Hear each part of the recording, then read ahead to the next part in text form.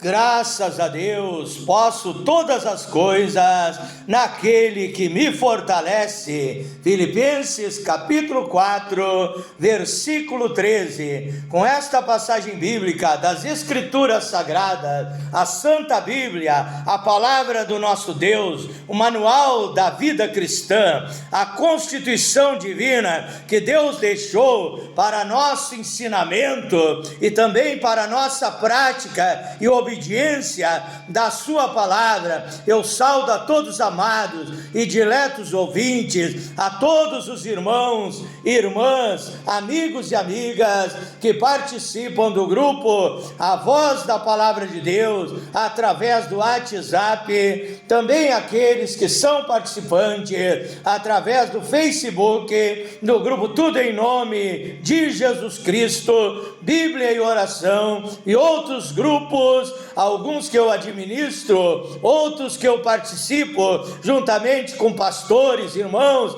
irmãs, até de outras nações, e todos aqueles amigos e amigas, irmãos e irmãs que são meus seguidores através do Instagram, e aqueles que me deram o prazer, a alegria, a satisfação de se inscreverem no meu canal no YouTube, Pastor Flávio Oliveira, da cidade de Pelotas, Rio Grande do Sul, Brasil. Que Deus abençoe, recompense a todos vocês com bênçãos sem medidas da parte de Deus sobre cada vida, cada irmão e irmã, cada lar, cada família. Que Deus te abençoe grandiosamente em todas as áreas da sua vida. Mais uma noite aqui orando, clamando, buscando a presença, a unção, o poder, a glória de Deus através da oração. A Bíblia diz que Jesus Cristo disse, Lucas 19, verso 46, a minha casa será chamada casa de oração. Então a casa de Deus é lugar de oração, é lugar de conversar, de dialogar com o Pai Celestial. E todas as noites, todos os dias, eu tiro um tempo para orar, para buscar a presença de Deus, buscar comunhão, intimidade, receber o poder de Deus, a glória de Deus sobre a minha vida. E agora eu quero convidar a todos vocês para um momento de aprendizado espiritual, de meditação da palavra de Deus. Abra sua Bíblia no livro de Atos, capítulo 11, verso 26. O que significa este livro da Bíblia chamado de Atos? Atos são as ações, dos apóstolos, da igreja primitiva, depois que Jesus ressuscitou, morreu naquela cruz para realizar a obra da salvação, ressuscitou ao terceiro dia, e ali teve um tempo com seus discípulos, ainda teve mais um tempo aqui na terra, e depois ascendeu aos céus, e ficaram os apóstolos, os discípulos do Senhor Jesus Cristo, realizando a obra de Deus sobre a terra. Então é isso que significa esse livro de Atos. São obras, são ações dos discípulos, são obras que a igreja primitiva realizou, cumprindo Marcos 16, 15, quando Jesus disse, ide por todo o mundo, pregai o meu evangelho a toda a criatura. E ali depois que Jesus partiu, a igreja primitiva, a igreja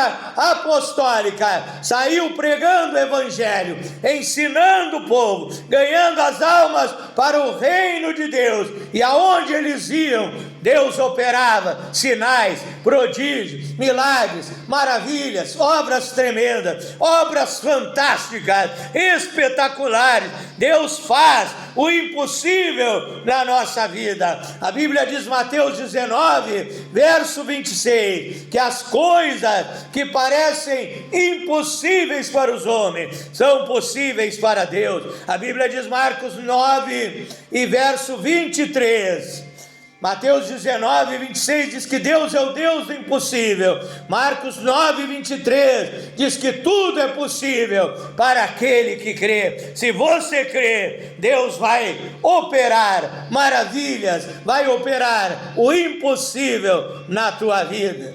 Vamos ler Atos capítulo 11, versículo 26. Atos capítulo 11, versículo 26. Tendo-o encontrado, levou-o para Antioquia, e por todo um ano se reuniram naquela cidade da antiguidade, chamada Antioquia. Se reuniram na igreja de Antioquia e ensinaram a numerosa multidão. Em Antioquia foram os discípulos pela primeira vez chamados de cristãos. Oramos a Deus nesta hora. Pai eterno, Deus Todo-Poderoso, eu tenho lido a Tua palavra, Pai. A Tua palavra é verdade, a Tua palavra é poderosa, a Tua palavra purifica, a Tua palavra santifica, a Tua palavra regenera, vivifica, a Tua palavra produz um novo nascimento, a Tua palavra transforma a vida do ser humano. Todo aquele que dá lugar à Tua palavra recebe uma mudança radical na sua vida, uma libertação completa, total, pelo poder desta palavra ungida, desta palavra miraculosa, desta palavra extraordinária. Pai, eu me coloco na Tua presença nessa hora para ser um vaso de bênção, para transmitir a Tua palavra. Não seja eu falando, mas o Espírito Santo falando através de mim, que eu desapareça e o Teu poder, a Tua unção, a Tua glória venha aparecer na minha vida, venha ungir a minha voz que vai transmitir a Tua palavra, ungir a minha mente que vai receber a transmissão divina diretamente do trono da Tua graça, para transmitir a essas vidas. Pai, venha falar conosco nesta noite, dá-me sabedoria, revelação, discernimento, poder, autoridade, intrepidez, ousadia e coragem, valor para transmitir a Tua palavra. E aqueles que ouvirem, que prestarem atenção, que escutarem a Tua palavra, não venha entrar num ouvido e sair no outro, não venha ser uma palavra, Pai, que não encontre guarida na vida desses irmãos, mas que eles possam abrir o coração para a Tua palavra, que o Senhor venha abrir a mente deles, o entendimento, dando revelação, dando sabedoria, que ao ouvir venham crer, venham também entender e tomar a decisão, a maior e melhor decisão, que é obedecer, que é viver guiado, dirigido pela Tua palavra, que é ser praticante da Tua palavra, para ter uma vida feliz ainda aqui nesta terra. O Senhor quer nos dar vida abundante, o Senhor quer nos dar felicidade, nos dar paz, nos dar alegria, nos dar bênçãos de prosperidade, bênçãos para o lar, para a família, bênçãos para todas as áreas da nossa vida. Que assim seja na vida daqueles que ouvirem e entregarem-se a Ti para receberem a Tua palavra, Pai, e ao final eles tenham a salvação, a vida eterna em Cristo Jesus. É a minha oração nesta noite, em nome do Senhor Jesus Cristo. Diga amém, diga graças a Deus, diga: fala comigo, Senhor, nesta hora, eu quero ouvir a Tua voz.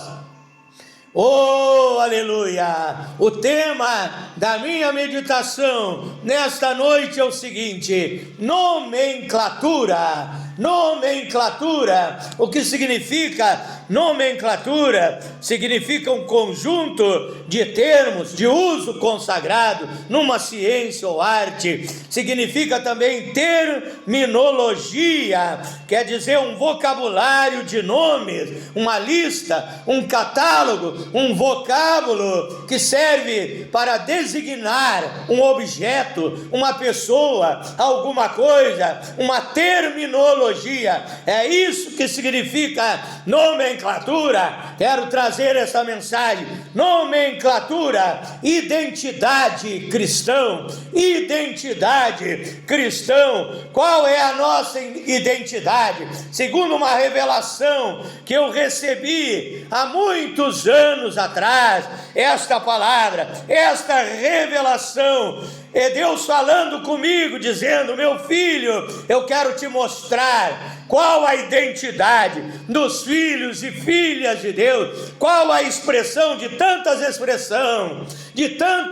expressões que são usadas pelo povo de Deus, pelas igrejas evangélicas em geral, pelas igrejas cristãs. Hoje tem muitas terminologias usadas pelas igrejas, usadas pelo povo de Deus, para designar a família de Deus, os filhos e filhas de Deus, que andam, que permeiam sobre a terra, servindo a Deus e realizando a sua obra. Mas Deus me mostrou qual a maior terminologia, o maior vocabulário para expressar a obra que Deus fez na minha vida, na tua vida, na vida do povo de Deus. Muitos dizem: o povo de Deus são os crentes. A palavra crente significa aquele que crê em alguma coisa, aquele que crê em alguma pessoa, aquele que crê em alguma religião, em alguma denominação. Esta palavra não é uma expressão completa,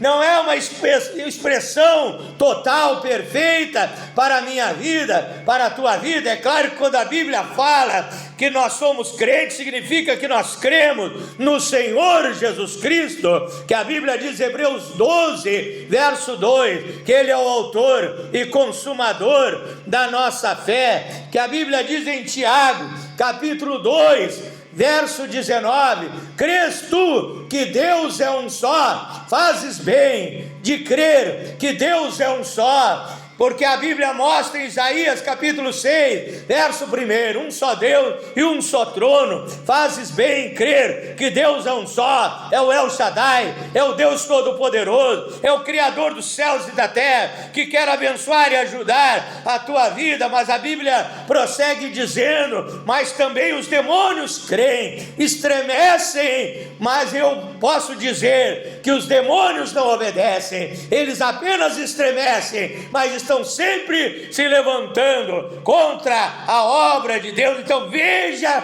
que a Bíblia está dizendo que o próprio diabo é o crente mais velho que existe nessa terra, porque antes de ser diabo, que significa destruidor, ele era Lúcifer, estrela da manhã, filha da alva, era um querubim ungido para proteger, e ele estava lá diante de Deus, e ele via que havia um só trono, um só Deus, e ele cria naquele Deus, mas se rebelou contra Deus. Houve batalha no céu, e o diabo foi derrotado, com a terça parte dos anjos que seguiram Lúcifer na sua rebelião, e ele foi jogado aqui nessa terra, perdeu a sua luz e tornou-se espírito das trevas, que precisa de alguém acender vela para ele que quer ser louvado e adorado pelo ser humano. Mas a igreja verdadeira de Deus, ela adora somente o único e verdadeiro Deus e a vida eterna. Ela adora o Senhor Jesus Cristo, Rei dos reis e Senhor dos senhores. Aleluia! Então, existem termos que as pessoas usam, que pensam designar o povo de Deus. Também outros usam o termo evangélico. Também esse termo não é um termo que posso dizer assim completo para designar o que nós somos nesta terra. Evangélico significa alguém que segue um evangelho. Existem vários tipos de evangelhos sendo pregados nesse mundo. Existe o único evangelho verdadeiro do Senhor Jesus Cristo, que é a Bíblia Sagrada, é a palavra de Deus, é o Antigo e Novo Testamento. Em Gálatas 1, verso 8, o apóstolo São Paulo disse: se alguém, ou até mesmo eu, vier mais adiante vos pregar outro evangelho, que não esse que eu vos preguei agora, seja anátema, que quer dizer amaldiçoado. Então existem muitos evangelhos sendo pregados nessa terra, um evangelho verdadeiro e muitos evangelhos falsos, de falsos profetas, enganadores, que estão iludindo e enganando a vida das pessoas. Existe o evangelho de Charles Charles Tazel Russell, o evangelho de Joseph Smith, existe o evangelho de Allan Kardec, Leon Rivail, o evangelho segundo o Espiritismo e tantos outros evangelhos que dizem falar a respeito de Deus. Tudo mentira, tudo falsificado, tudo engano, mas a verdade você encontra na Bíblia Sagrada, na palavra de Deus. E de São João, capítulo 8, versículo 32, conhecereis a verdade, e a verdade vos libertará. Existe também outra expressão, a expressão pentecostal. Pentecostal, dizem, nós somos pentecostais. O que significa isso? Pentecostes era uma festa dos judeus, dos hebreus, do povo de Deus da antiguidade. Veja que eu aprendo na Bíblia que Deus gosta de festa. Deus é um Deus de alegria, Deus é um Deus festeiro. E ali no Antigo Testamento Deus deixou muitas festas para o seu povo. Então, meu irmão, minha irmã, não viva triste, se alegre, receba o poder de Deus, receba o gozo, a alegria do Espírito Santo. A Bíblia diz no Salmo 16, verso 11, na presença de Deus, a abundância de alegria, na sua mão direita, a gozo e paz. Deus é um Deus de alegria. Neemias 8:10 nos diz que a alegria que vem do Senhor e não dos prazeres da carne, não do mundanismo, não do pecado, da vaidade, de baile, de orgia, de farra, bebedeira, mas a alegria que vem do Senhor é a nossa força. Se você é um cristão alegre, você tem força, poder para realizar a obra de Deus, para viver, para vencer na força e na unção do Espírito Santo.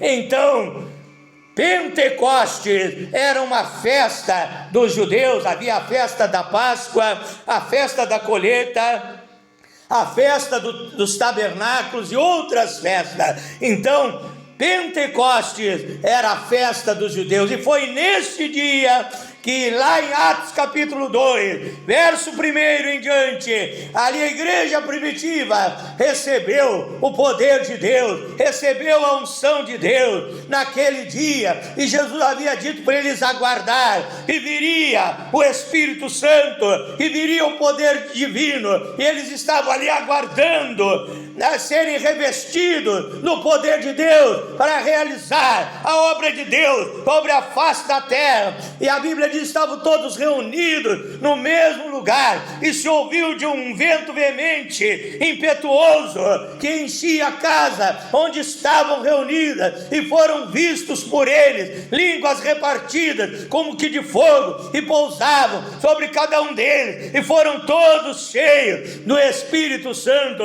Foi nesse dia que eles receberam o poder de Deus, receberam a unção divina. Muitos, talvez, eu creio, receberam dons do Espírito Santo, dons espirituais, dons de cura divina, dons de operação de milagres, dom do amor, dom da fé, dom da palavra da sabedoria, dom da palavra da ciência, dom de discernimento dos espíritos, variedade de língua, interpretação de língua, dom de profecia. Receberam os dons do Espírito Santo para capacitar, para armar a igreja primitiva com as armas espirituais, para que eles realizassem a obra de Deus sobre a terra. Mas você vê na Bíblia, você lê de Atos 2 em diante, você não vê Pedro dizendo eu sou pentecostal, Paulo dizendo eu sou pentecostal. Você não vê a igreja usando essa terminologia, dizendo nós somos pentecostais. Você não vê a igreja usando a terminologia nós somos evangélicos, porque já naquela época haviam vários evangelhos enganadores, falsificados, sendo pregados. Então a igreja não usava essa expressão. Também existe a expressão que muitos dizem: o povo de Deus é um povo religioso. Nós não somos religiosos, nós não somos defensores de uma religião, defensores de uma placa época de igreja, de uma denominação, muitos têm, em vez de ter o espírito do verdadeiro cristianismo, o espírito de Deus, tem um espírito de religião, que odeiam os outros, que perseguem os outros, que são de outras igrejas, que não têm amor ao seu semelhante, são pessoas religiosas. Jesus não veio nos ensinar uma religião. A Bíblia diz em Tiago, capítulo 1, verso 27, que a religião pura e imaculada para com Deus o Pai é essa: visitar os órfãos, as viúvas nas suas necessidades e guardar-se da corrupção do mundo. Então Deus está dizendo: é o que eu quero de vocês nessa terra, não é que vocês sejam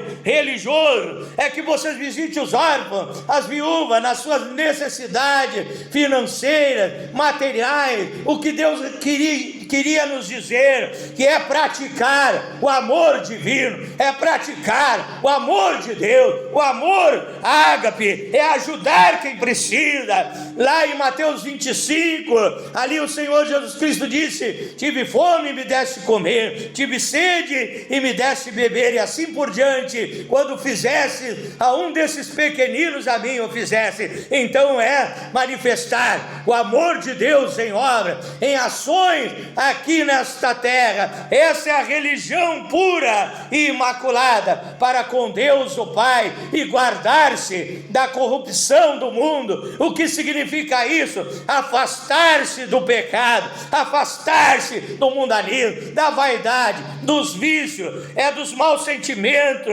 é pedir uma transformação para Deus e se afastar de tudo aquilo que é lixo espiritual, de tudo aquilo que vai atrapalhar a tua vida, para você servir melhor a Deus. E Jesus disse em São João, capítulo 14, verso 6, ele não disse: eu sou a religião, a verdade e a vida. Ele disse: eu sou o caminho, a verdade e a vida, e ninguém vem ao Pai se não for por mim. Ele não veio trazer uma nova religião, ele veio trazer o evangelho que liberta, a palavra que liberta, a palavra que transforma. Ele não veio produzir pessoas religiosas para se perseguirem umas às outras, mas ele veio produzir cristãos verdadeiros, genuínos, mansos, humildes, cheios do Espírito Santo, cheios do amor de Deus, para transmitir a sua palavra nesta terra. Aí nós vimos no texto que eu li, em Atos dos Apóstolos, capítulo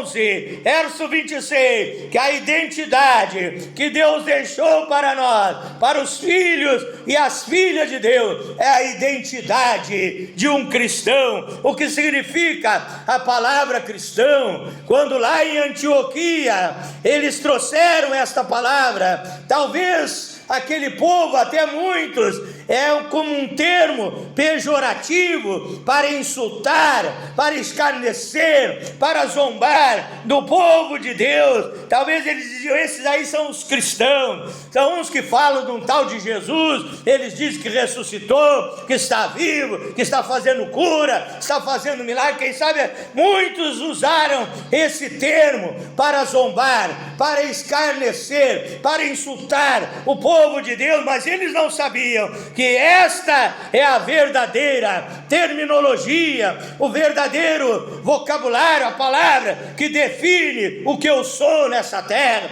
que define o que você é nessa terra. Não um defensor de uma igreja, e esta igreja é a melhor dessa cidade, se não for dessa igreja não vai ser salvo, não vai ir para o céu. Não um defensor de um homem, porque por melhor e é que seja o homem mais honrado, mais justo, mais honesto, mais fiel e obediente à palavra de Deus, todo homem tem falha, todo ser humano é imperfeito.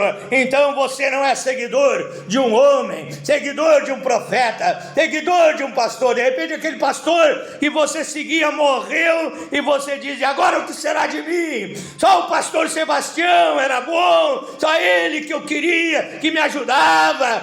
e que orava por mim, e que fazia milagre nessa cidade. Não, Deus tem outros pastores, outros ministros, outros homens de Deus, e você vai continuar servindo a Deus. Se o seu pastor partiu, Deus vai enviar outro para fazer, para realizar a obra de Deus. Não estamos firmados em homens que são passageiros, que morrem, talvez trocam de cidade, vão para outra cidade pregar o evangelho, mas você continua na sua jornada como um cristão. Você está seguindo o Senhor Jesus Cristo, aquele que disse em Mateus capítulo 16 verso 24: negue-se pois o homem a si mesmo, tome a cada dia a sua cruz e me siga, porque quem quiser salvar a sua vida perdê-la-á, mas quem perder a sua vida por amor de mim, esse achará. Você está seguindo o Senhor Jesus Cristo. Se um pastor, se um homem, se um profeta te escandalizou, fez algo errado, pecou contra Deus, se desviou da presença de Deus, você continua na jornada. Você está seguindo aquele que é perfeito,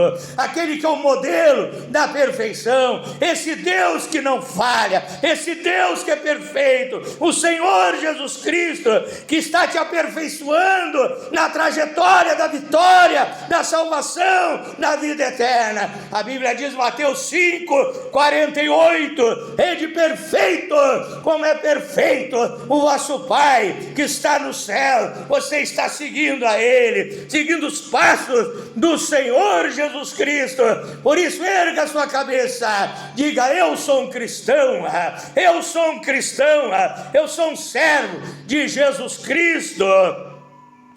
Paulo, em Filipenses 1, verso 1, ele diz que ele e Timóteo eram servos do Senhor Jesus Cristo. A palavra servo no grego é doulos, significa escravo, não um empregado que trabalha pelo dinheiro, mas um escravo. Paulo estava dizendo: eu sou escravo do Senhor Jesus Cristo, o que Ele manda eu tenho que obedecer, ainda que você não goste da ordem que Deus te deu, você tem que obedecer, porque você é um servo dele, você é escravo do Senhor Jesus Cristo.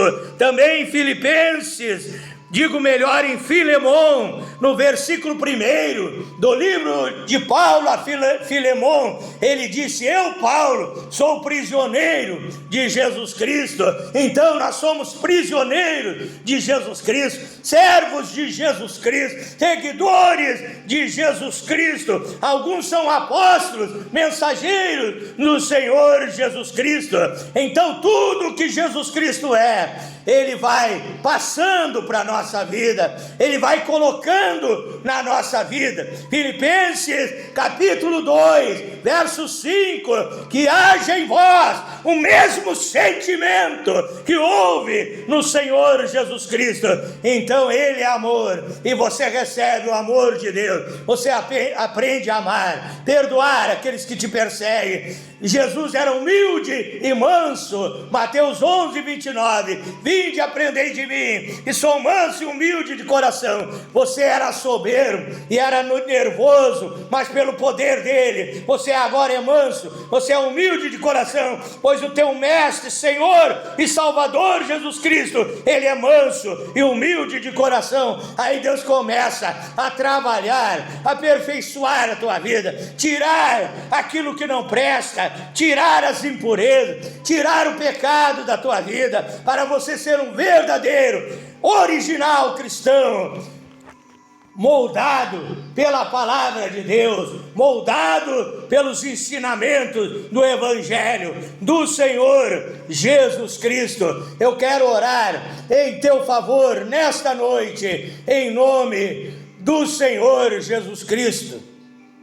Eu peço que você feche os seus olhos, aí onde você está. Você vai orar comigo com fé, num Deus vivo, com fé num Deus todo-poderoso, com fé num Deus que quer te libertar, um Deus que te ama. O Senhor Jesus Cristo, Ele te amou tanto, há mais de 2000 anos atrás, Ele deu a sua vida naquela horrível, terrível morte de cruz, por amor a mim, por amor a ti, para salvar as nossas almas. E você vai colocar a sua fé em oração, em nome do Senhor Jesus Cristo, vai tomar posse da tua bênção, do teu milagre. Você que está doente, vai tomar posse da tua cura. Você que está oprimido, vai tomar posse da tua libertação, da libertação dos vícios, da libertação das obras demoníacas, e você vai ser feliz, você vai ser um novo homem, uma nova criatura, você vai ter um sorriso de alegria no seu rosto, dado por esse Deus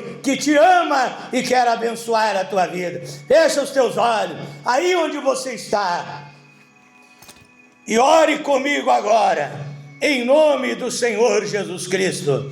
Glorioso e eterno Deus, maravilhoso, poderoso Pai Celestial, Deus Criador dos céus e da terra, tenho trazido a Tua palavra, Pai, a Tua palavra é a verdade. Eu peço agora que o poder, a unção do verdadeiro cristianismo, porque tem muitos cristianismos falsos nesta terra, mas o verdadeiro cristianismo que ensina a Tua palavra como ela é, que agora a unção, o poder de Deus venha se manifestar sobre a vida dessas pessoas.